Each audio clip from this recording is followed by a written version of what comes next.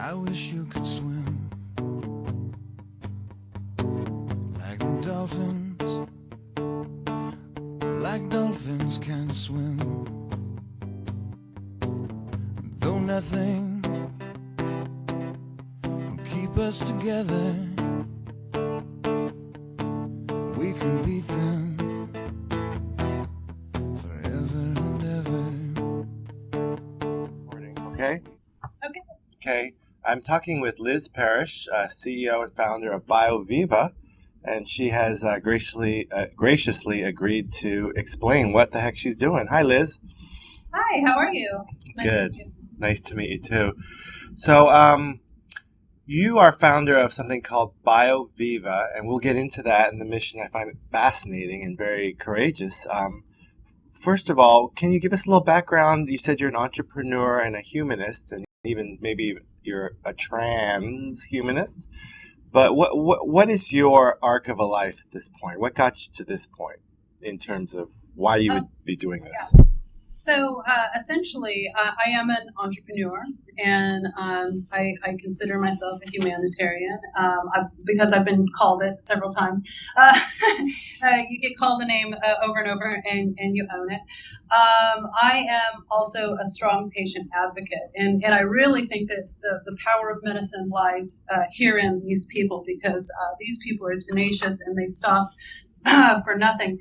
And so what happened is my life was personally affected by a childhood disease in the family several years ago. I had already been mobilizing education for use of stem cell work, ironically. I had been trying to teach people through a nonprofit that, in fact, stem cell use was ethical, that embryonic stem cells were not fetuses, even though most of the stem cell use had nothing to do with embryonic stem cells, so we could take that off the table as a short-term problem. And so anyway, I was thrust into this world of visits at Children's Hospital, and I started asking around, and I started to ask the question at the hospital of why I wasn't seeing more cutting-edge technologies being used to treat these children around me that were dying. And they just said that those type of therapies were considered experimental. They were still in research. I knew that many of them had been in research for years and were showing promises showing promise in some conditions. So I left the hospital one day, and I said, it's time to find out what's happening.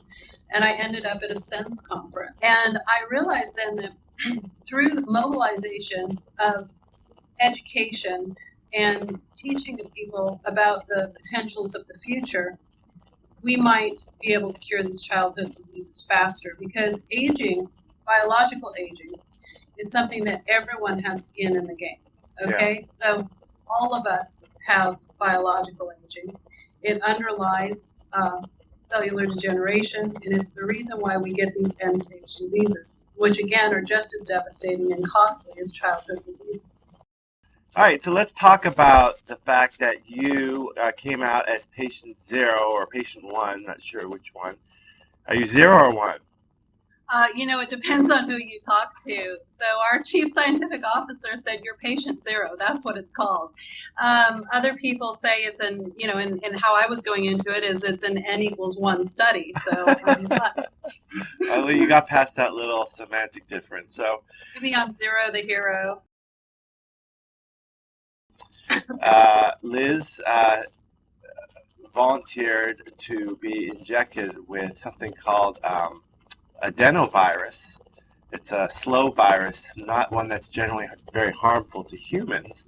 And the unique property of this is that you're able to put in a gene of choice that will then be integrated into, I think, chromosome 19 usually, in a limited copy number. So she did this for 2 genes. One was the hTERT, human telomerase reverse transcriptase, which is the micro machine that lengthens your telomeres. And the other one was, I believe it's myostatin inhibitor. But the idea being that the cells would then live longer and be able to resist replicative senescence or normal telomere shortening, and also that the muscles would not waste in the same fashion that normally occurs as we get older for whatever reason. So she's going to be a giant, strong, superhero, immortal Avenger lady. I think I showed a picture, and you looked quite similar to that lady in the picture.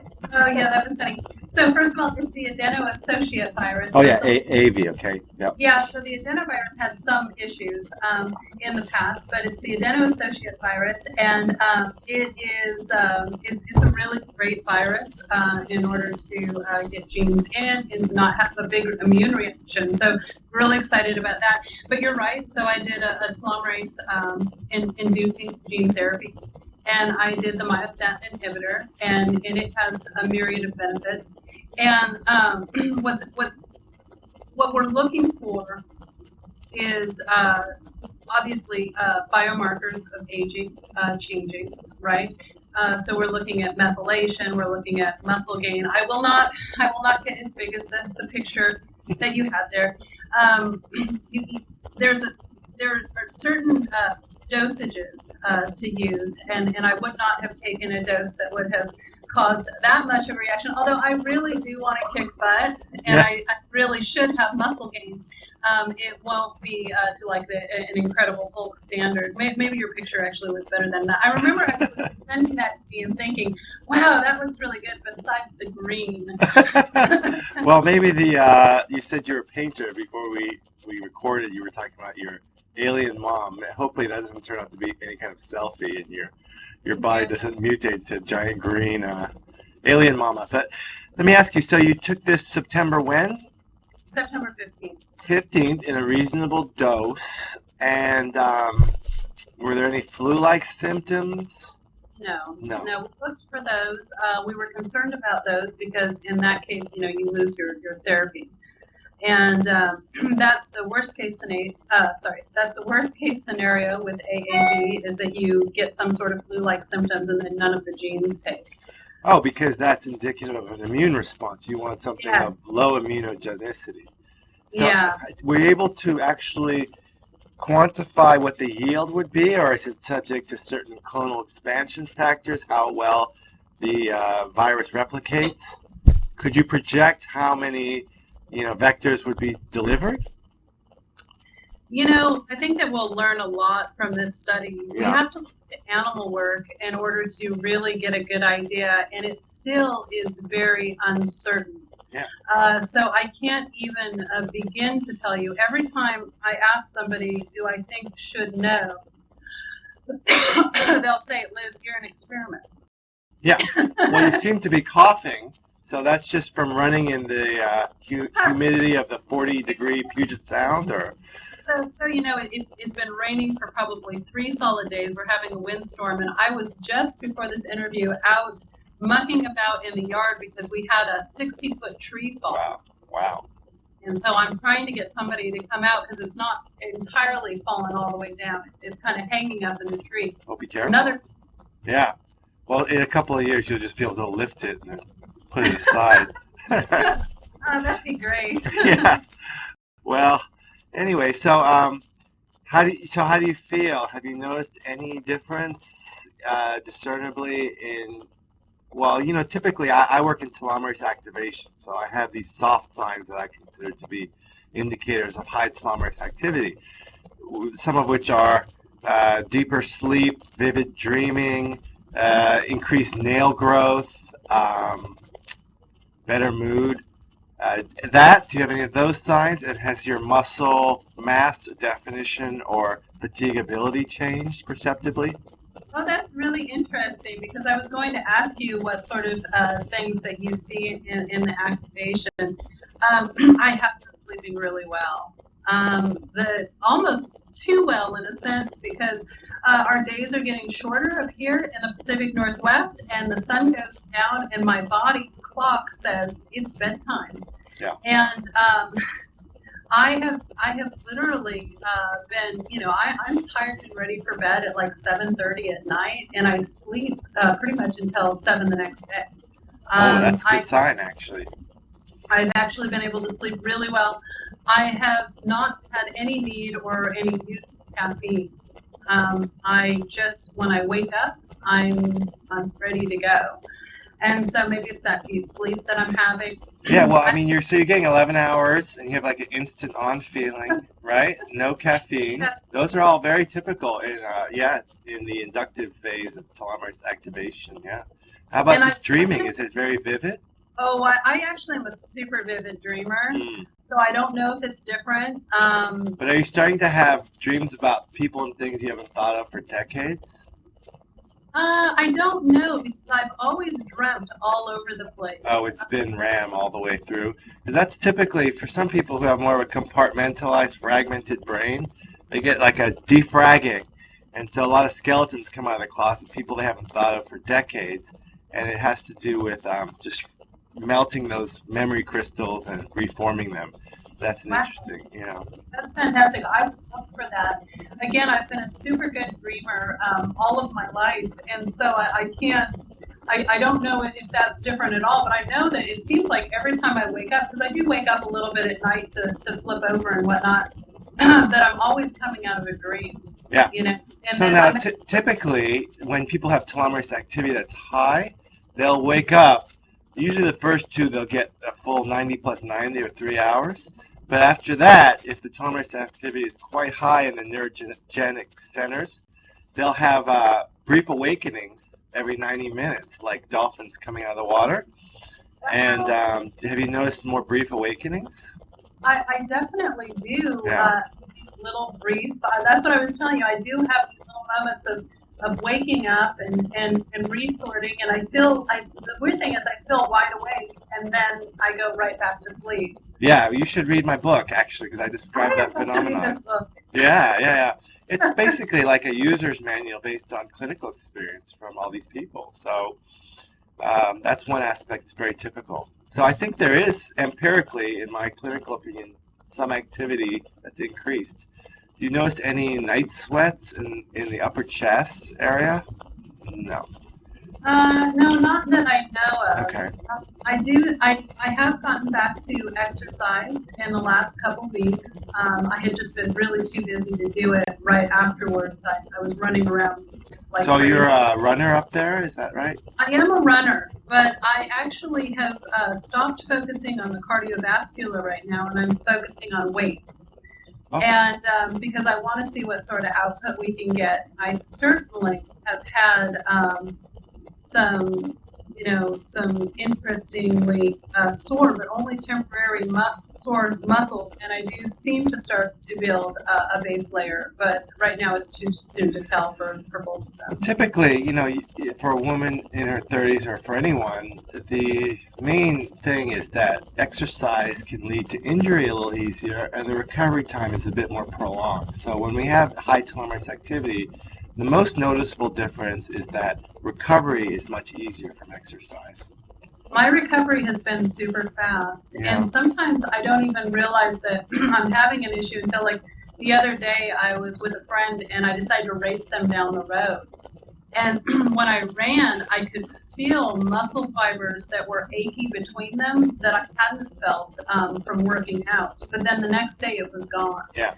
So I would love to say that definitively I knew that I can't. The thing is that we just don't know until we start getting some numbers in some data. But boy, it really sounds positive from what you're saying. And of course, as your listeners, of course, are probably most interested in why would I do that? I would do this, what I did to prove safety and efficacy, to lead in the change. I didn't do it to do something, that was controversial in a bad sense, or to pull notice to the company. It wasn't a publicity stunt. As a matter of fact, we didn't intend to tell anyone for a year. Right. So it really was to see if, in fact, we were on the right track. And I was really leading the charge in developing these therapies to give to people. And we, as the company was developing, we had a lot of people come forward and saying that they would like to be a test subject for various reasons. And it just really seemed unethical to have a first person that wasn't somehow involved with. Yeah, I mean, I salute you. I mean, hopefully you're like Marie Curie and you won't go that route, though. Yeah, I know. I was thinking about her the other day, and I was thinking, women are brave, men are brave. But it was funny because when we first came out, when a press release hit anyway, that we had treated the first patient, everyone who emailed me and texted me asked me who he was. I wouldn't personalize that. It's. I had a good chuckle. I'm just looking at this blog I did about you, and this gal looks very similar to you, but we'll get back to that. I wanted to circle back and say, I understand what you mean about not telling people, because when I started Telomerase Actor in 2007, I didn't tell people for a year, because, it on the face of it sounds a little crazy, and you don't want to get people involved if you know it's not going to be super safe. But, 8 years later of nearly daily usage of the substance, obviously hasn't killed me, and I haven't grown appendages, so, and I haven't developed noticeable cancer, so it's all good. The telomere lengths, it's nice that they've lengthened. I don't put a lot of faith in that because, a dynamite fuse that's a foot long or 10 feet long, it's all good. But I want to tell you that when I show you this picture of me at 39, and I'm 48 now,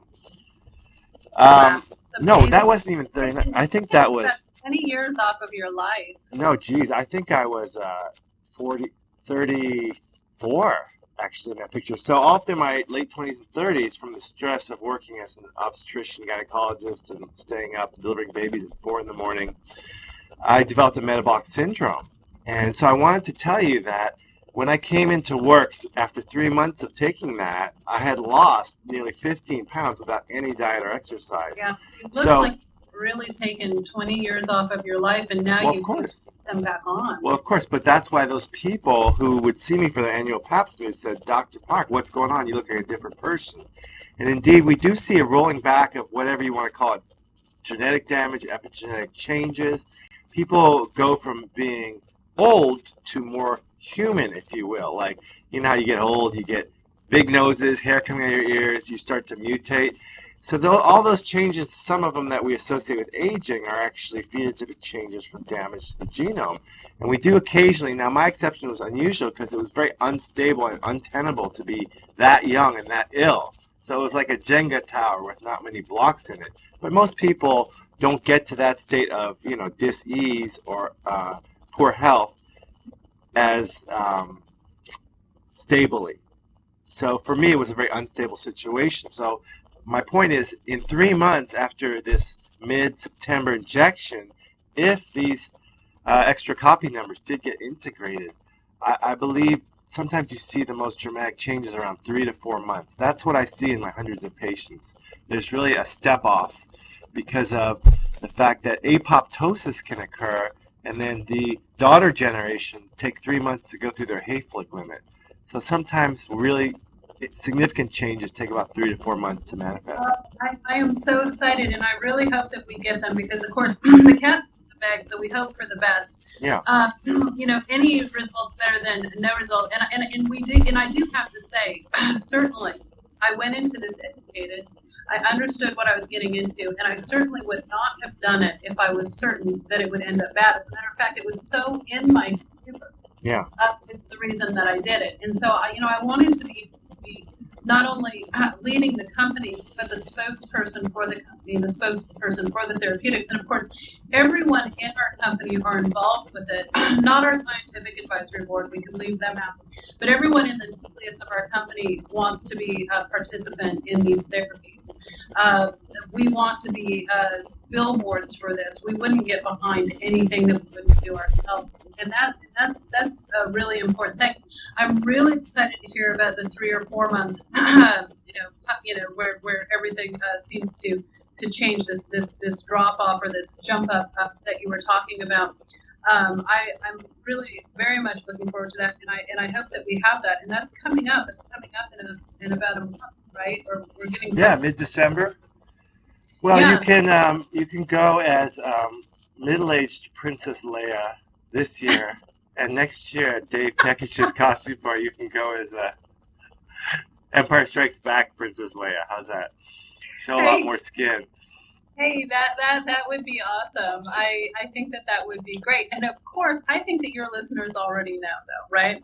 Why would we do this? I mean, it's not just to have a freak show or to be cosmetically looking better. It's because biological aging is underlying all of these Yeah, aging diseases. So the definitely. reason we're doing this is we're trying to combat Alzheimer's, heart disease, kidney failure, cancer itself.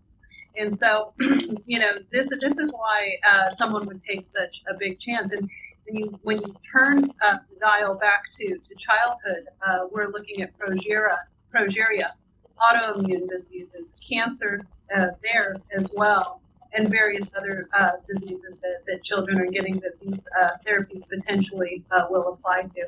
So this is just crazy stuff for the sake of doing it. Although it does make a more interesting Yeah, life. I suggest that everyone, and I'm sure your viewers are this type of person anyway, but I suggest that everyone lives an interesting life, hmm and lives it to the full. And I suggest that everyone finds a problem in the world and goes out and change it. I think that often the change comes from the outside. Here I jumped into an industry that I didn't know, but I put my head down. I spent a couple years researching it. I read everything that I could, and I did what some of the people couldn't do because their careers would have been on the line, right? yeah, And that's the great thing about a company like Bioviva is that because we're small, we're able to do things that the bigger companies just can't do. yeah, We're able to help people quickly. We're able to mobilize, and we're able to take great leaps in science because we don't have bureaucracy. And for sure. it's so important. It's so important that people get behind small biotechs because the monster of the companies that are out there, the big monsters, it's a slow go. It's a slow progress. And you see that. You see a lot of investors not interested in putting money into biotech anymore because it's $1 billion through the US FDA. And then it's very likely that their drug will never come to market for Yeah, various reasons, for whether sure. it's not. So, you could cure 10 people, but if 100 people have no effect, then nothing's going to come up that drug. But what about the 10 people it killed? What about the 10 people exponentially across the earth in human samples of persons of 100,000 that would help and cure? We have got to start doing business differently. We have got to care about the 10 people. Yeah. No, it's a great argument, and I do understand what you're saying. Like the fact that I'm not a Nobel Prize winner or even a published author in the scientific literature means I can go out there and do my podcasts and speculate and hopefully, reach people because I have no reputation really to put at risk. But We let me ask you a technical question. If you don't know the answer, that's fine as well. But my theory is that telomerase is mainly functional in stem cells, and of course, there's no way to direct the AAV vector into stem cells. It can get introduced into all cells, regardless of their state of differentiation. Now, some people argue that telomerase activity is not just the production of the telomerase, but also the TERT key, if you will. So, do you foresee from your animal modeling that this is going to impact stem cells more or all cells? What's your feeling on that? Well, obviously, in a perfect world, we would target stem cells, but you also have to get stem cell signaling, and there's nothing better than a signaling cell. And old cells don't signal very well. Okay, so when we do the therapeutics, certainly we're hitting on-target stem cells and we're hitting off-target daughter cells and various others, but that's actually okay. As we go, we'll become more perfected, and clearly, in the future, in the long-term future, I imagine that, editing of embryos and various things like this will just introduce disease-fighting genes into our chromosomes before we're born, right? And we won't have this problem.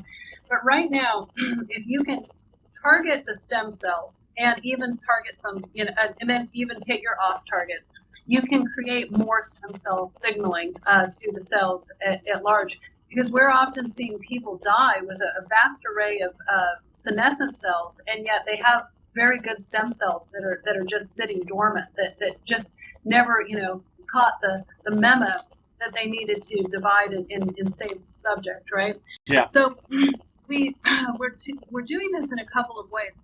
The reason that we did 2 therapies instead of 1, and a lot of people say, well, why did you do that? You mix things up, but actually we know that it'll be more than 1 gene therapy success. And these 2 therapies, these 2 therapeutics in our proprietary blend are extremely powerful hand in hand. So, do you need a helper infection? I didn't really understand the technical aspects, but they were talking about the fact that for the life cycle of the AAV, sometimes there's a helper infection that helps to expand it. No, it's just the one AAV vector. That's it. Yeah. And it was a single time injection. And so what are the end biomarkers that you're looking at other than, performance, mass, BMI, or, body composition? Are you looking at more esoteric markers of methylation? Like, can you be a little specific, or is that secret sauce? Well, no. Actually, the testing is not the secret sauce. The testing should be testing that would hold up across the whole array of science, right? So it should be provable in multiple ways. One thing we're going to look at is the obvious. Doing the tests, the blood tests that show that telomerase is being induced. Okay. So are you looking at telomerase activity? Mm-hmm. Okay. Yep. And you looking at telomere length? We'll be looking at telomere length. Okay. We'll be looking at methylation. Okay. We'll be looking at physical biomarkers like increased muscle mass, changes in tissue, of the obvious decrease in lines, organ function. We're doing blood work for organ function. Do you have like hemoglobin A1C, C-reactive protein, cholesterol? Right. So most of those were done before.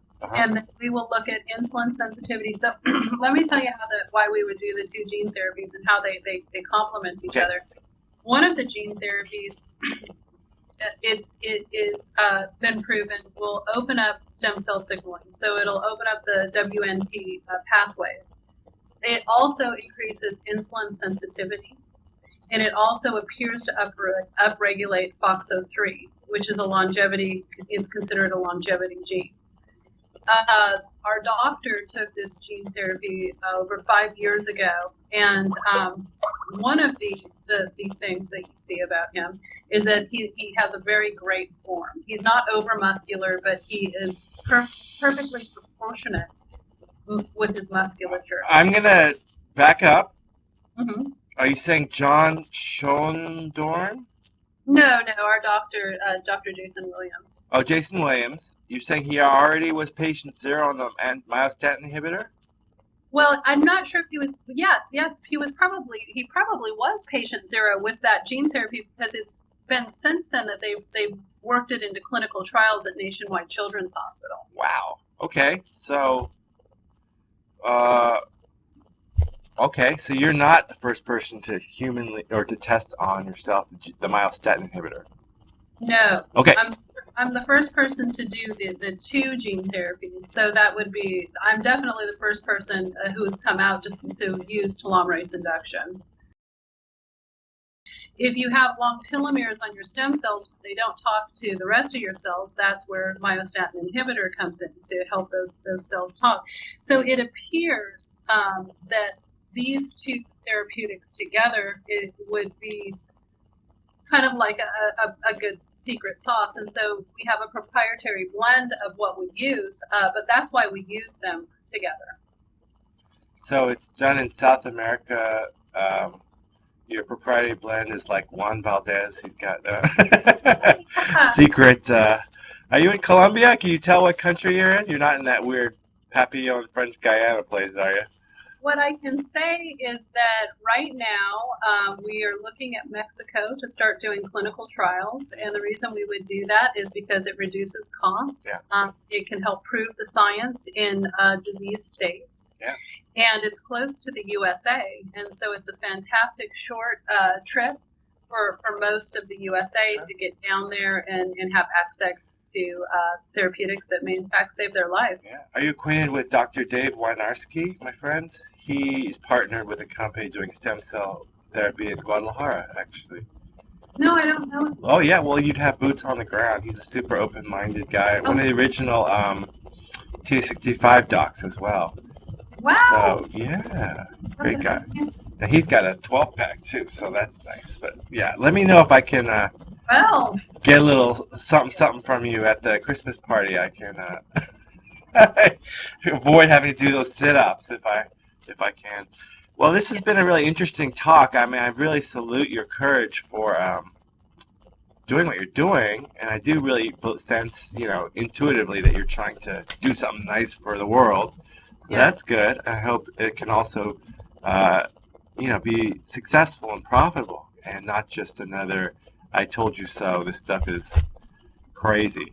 I mean, I encounter this a lot with people who know what I do, and they kind of think, well, if it were real, then people would be talking about it, and they don't necessarily appreciate how things get to market or are adopted, or how many years of struggle and failure go into overnight success. So I salute your courage and your vision on this. Thank you. I think this is going to be massively profitable, and the most important thing to me is that it will change the world, and it will change the world for better. Yeah. And that is point number one. We really need to take these inhumane diseases off of the map and create a world where, we don't have that sort of suffering. The moment that's possible, we need to do it. And so any way I can expedite that, that's what I'm here to do. Yeah, I salute you. And let me ask you, are you in a situation where you can accept capital? Yeah, absolutely. Okay, and there's a process for that. They go to bioviva.com and it will let them know.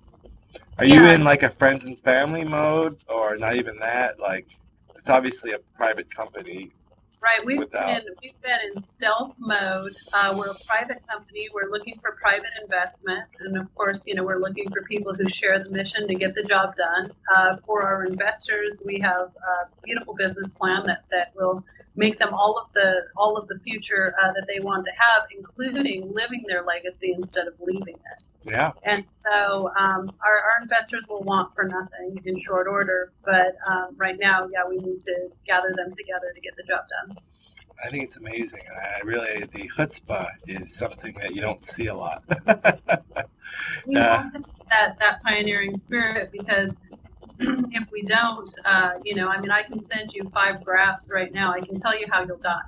And if you want to change that, thanks. If you want to change that, it's time to be part of the change, and create the family and expand it. It's a lot of groups like the transhumanists are interested in it, and life extensionists are interested in it. But I say that this is information for the whole world. Yeah. Everyone that I talk to is interested in it, and so I think that we can really expand boundaries and borders. We don't have to get stuck. Everyone is going to want good health. Well, I see that you are there painting your beautiful paintings and worrying about your 60-foot trees, but this is really ground zero for patient zero. This is like Paris 1903. I mean, this is a big idea, something that has a technology that's been in effect for over 20 years, and you're putting your health and your reputation and your fortune on the line to see whether this is real, and I salute you. Yeah, well, we have to find out. There's no sense in talking about it anymore. Yeah. It's like we got everyone, talking about whether, in fact, these things work, how fantastic the research has been, like you said, for 20 years. and yet there's no actionable response to it, and it's time to be done with that, and it's time to give people the access to these type of therapeutics. I can say that I do love to paint, and we had talked about the painting. Can we see your alien mama? Can you show us the guy? Would have to I go feel like I've been upstairs. listening to her in the background with the audio problems. Like, Yeah, she's been, so I'll have to go for a walk. right. But I haven't painted since I started Bioviva, so I haven't actually had time to do that. So the alien woman is actually a remake of a Giger, but I will show you. I didn't know that. Whoa, that's crazy. For those that don't know, Giger was the artist who inspired the set and production design for the Alien movies. Yeah. Wow. Oh my lord. So it just goes on and on. Wait, show the alien mama again, please. Let me. Actually, that one is. I haven't showed you it yet. It's in a different room. So let me come in here briefly and. Oh. Whoa. It's kind of dark in here. In more ways than one. That is really, woo, that's scary. Beautifully done, though. That was your very first painting. Yeah, that one was Painting zero, if you will. Yeah, painting zero. Boy, we really have a theme going on here. Yeah. So, yeah, I mean, those are things that I enjoy doing, but I certainly haven't had time to Beautiful. do any of those for years. But I'll get back to it. Well, hopefully, yeah, you can hire some big strong man to lift that tree for you before your additional musculature develops. Well, no, I just contacted an arborist, the most suggested arborist on the island, and it's a woman. Okay. I must. Well, you brought up, if we can broach upon the sexism topic just briefly, we can edit out as needed. But you mentioned that when you said you were doing gene therapy, who is the guy? So now, what do people think of this? I don't know. What are you, 5'5"? Like this? Like? Oh no, I'm almost. I'm 5'10". 5'10". So, Okay, so you look the part of a superwoman. Yeah. Okay. So, what do people think? Does it detract? Does it add to the brand image? What's your feeling of how would this have been different if you were Edward Parish versus Liz Parish? Is there anything interesting to tell there? I don't know. I would assume. I would hope that there wouldn't be. But I think that I've seen this played out a couple of times where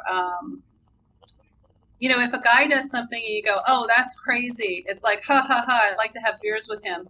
If a girl does it and you say, oh, that's crazy, people automatically think that maybe there's something wrong with her. But actually there's not. I don't follow. Yeah, Well, I played this game at the end of Zoltan's interview. I played the game like, would you marry them, have sex with them, or kill them? You know how they do that. You don't watch TV, but that's the. So I did that with Marie Curie, and then I did that with Ayn Rand, and then Elizabeth Holmes before this whole unicorn implosion thing.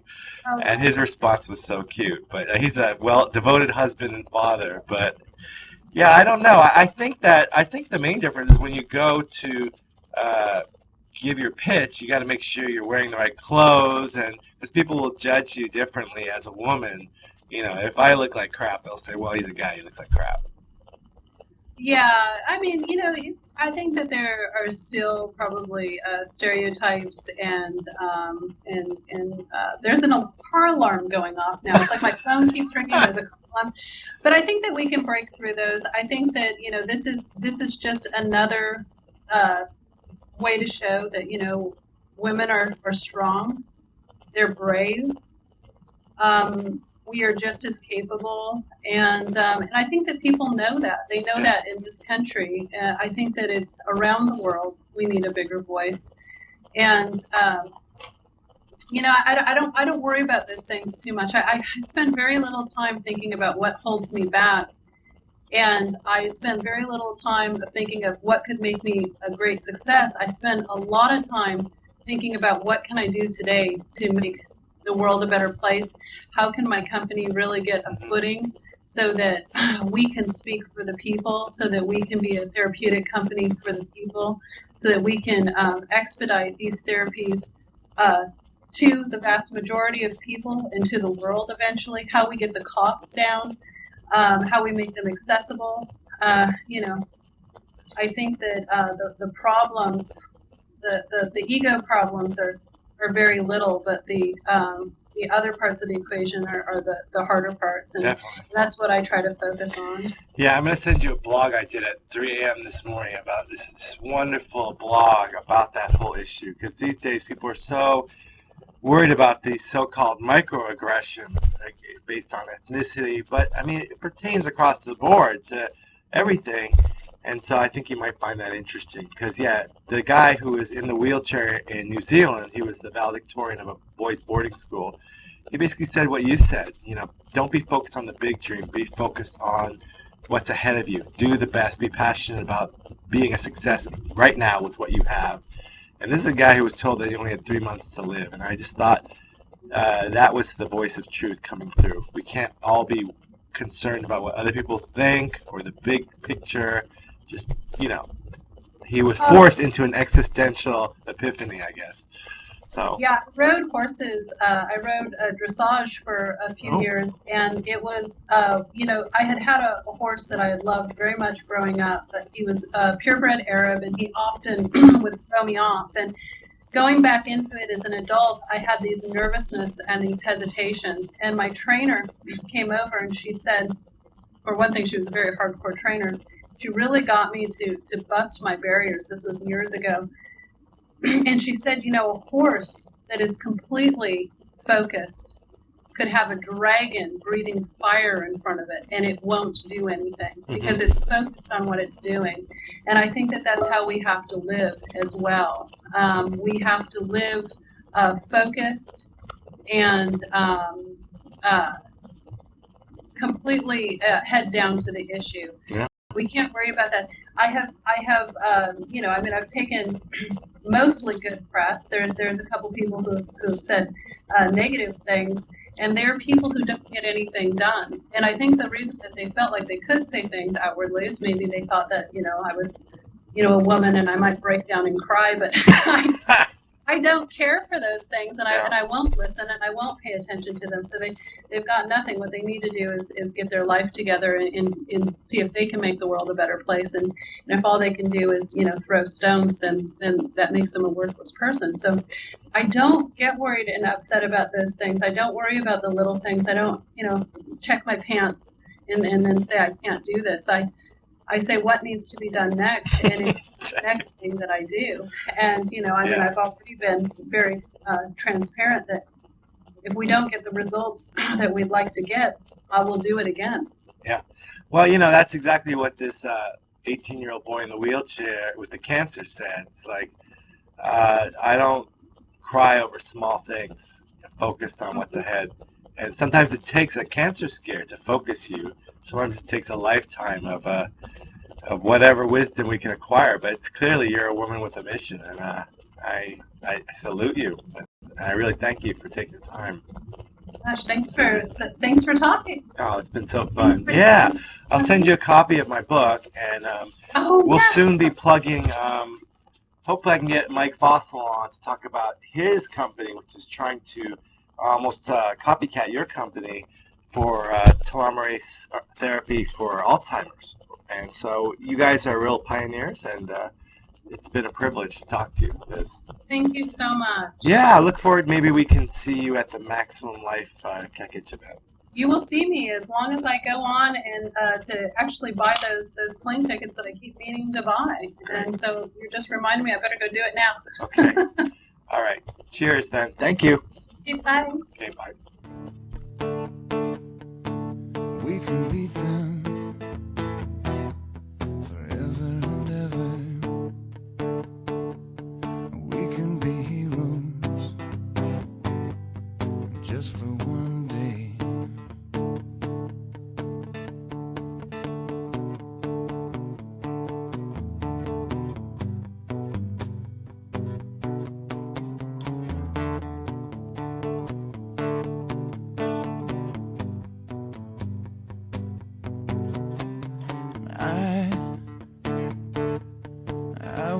king. And you will be my queen. Though nothing will drive them away, yeah, we can beat them forever and ever. We can be heroes just for one day.